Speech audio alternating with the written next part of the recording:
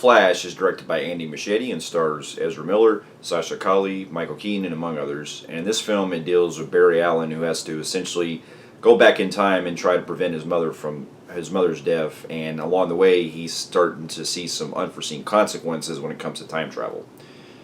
Now, here's a little backstory. Now, this movie was directed by Andy Muschietti, who I've actually really been a big fan of, especially from the first two It films that he directed, It and It Chapter 2.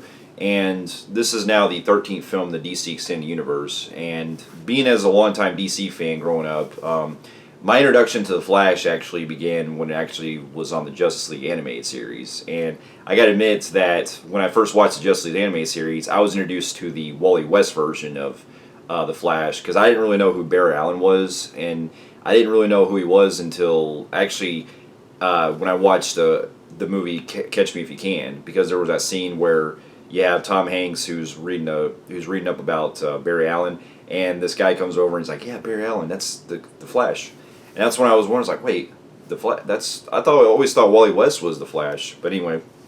So that was pretty much my introduction to it. But I've always been a longtime DC fan, and if you've been following my channel a while, I'm a huge Batman fan as well, and he's definitely one of my idols. And I've always been an avid fan of like a lot of the DC Extended Universe films for a while. I mean, some have been hit and miss, but ever since I saw Man of Steel and Batman vs Superman, especially the Ultimate Cut, there's been a lot of things that have been hit and miss as far as this universe is going on. And since they've announced that this is going to be basically the last film of the DC Extended Universe, it got me curious only in that what they were going to try to do with trying to essentially do like sort of a soft reboot, so to speak, to mark the ways of future films.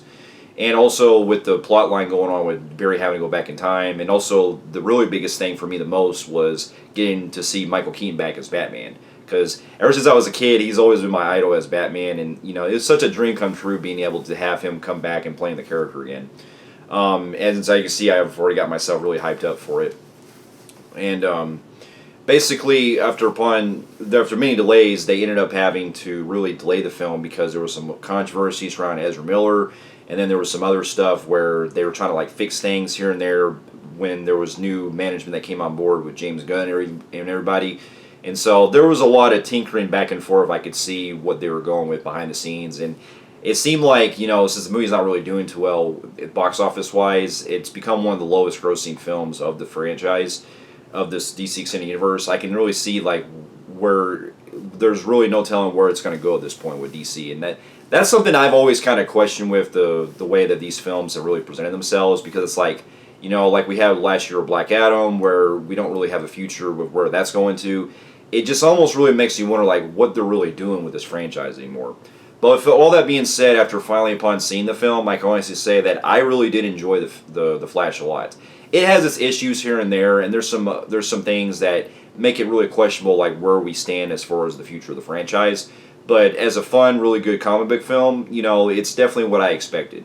And so to get my pros out of the way, I thought Ezra Miller was really great in this. Like, you have the current Barry that was established after Justice League, Zack Snyder Justice League, and the way Miller was able to portray the current Barry in the more kind of reserved and mature type, I thought was really great. And Miller definitely did pull it off. And I also really got to appreciate the way his chemistry goes back and forth with Barry's younger self, where he ends up going back in time, and they're having to, get in some mishaps, and it does have some really funny humor that I kind of throw me off, and it really had me smiling throughout. And the special effects they used to kind of show both of them on the same screen together, I thought was really top notch in that regard with the CGI.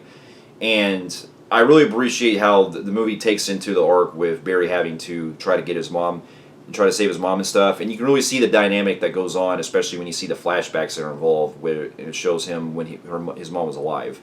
And I thought it was really emotional at times, and you could really see the struggles that he's going through, because he's just trying to do everything that he can to really, try to save everyone and stuff. And so that was great. And then I also got the biggest standout for me the most is definitely Michael Keaton come back as Batman. I like how in this one we get a more older Bruce Wayne, who's been kind of like retired for a long time, and they don't really like do much like as far as really filling in certain gaps with his character. But when they do, you get little hints of it here and there of what he's been up to over the years. And I thought, Keaton really still has it, and he really does have some really great moments, especially when we first get him when we first introduced him at Wayne Manor and stuff. And then when he's finally in the suit, you know, it was like being a kid again, and finally being able to see one of my idols and one of my favorite Batmans on screen on the big screen for the first time. It was just so, you know, fascinating to see him go through kicking ass and, you know, using his cape as basically bulletproof and stuff, as a bulletproof shield. I thought was great, and so he was fantastic. And on top of that, I really got to appreciate Sasha Calle as Supergirl. I thought she was really great. You know, she's not really used to her powers at first because she's different from Superman in how she's not really trying to, you know, she's trying to figure out more like who she is and stuff like that. And I thought she really pulled it off. And then, you know, it's also great seeing Ben Affleck as Batman again, you know, one last time. And he does actually have one of the best opening chase sequences that happen where he's going after these bank robbers and stuff. And I thought that, you know, Affleck still has it. He has something that really reminds me of something straight out of the animated series that I thought was really great. And on top of that, the way that the story really unfolds more of the whole multiverse stuff, it had a lot of great twists and turns that I didn't really expect much, and had some really neat surprises that when it got toward the end, my jaw was just dropping like crazy. I was like, oh man, that's really cool. It reminded me, in a good way, it reminded me a good comparison with Spider-Man No Way Home and the whole, you know, Easter eggs and a lot of other stuff that's unexpected. And it's such a blast the way the movie goes when it goes with the whole like time travel plot. And for the most part, the action sequences are really top notch, especially with the fight scenes with Batman and the sequences that involve where Barry's running through time and stuff. The special effects, for the most part, look good, but I'll get to some of my cons of that because there is some things in the CGI department that really doesn't hold up too well, where some effects don't look quite as good as like they do in other scenes. And I've heard that was supposedly intentional, but I still find myself kind of wondering, like, okay, that really could have been rendered a lot better. But I'll get to more of that later.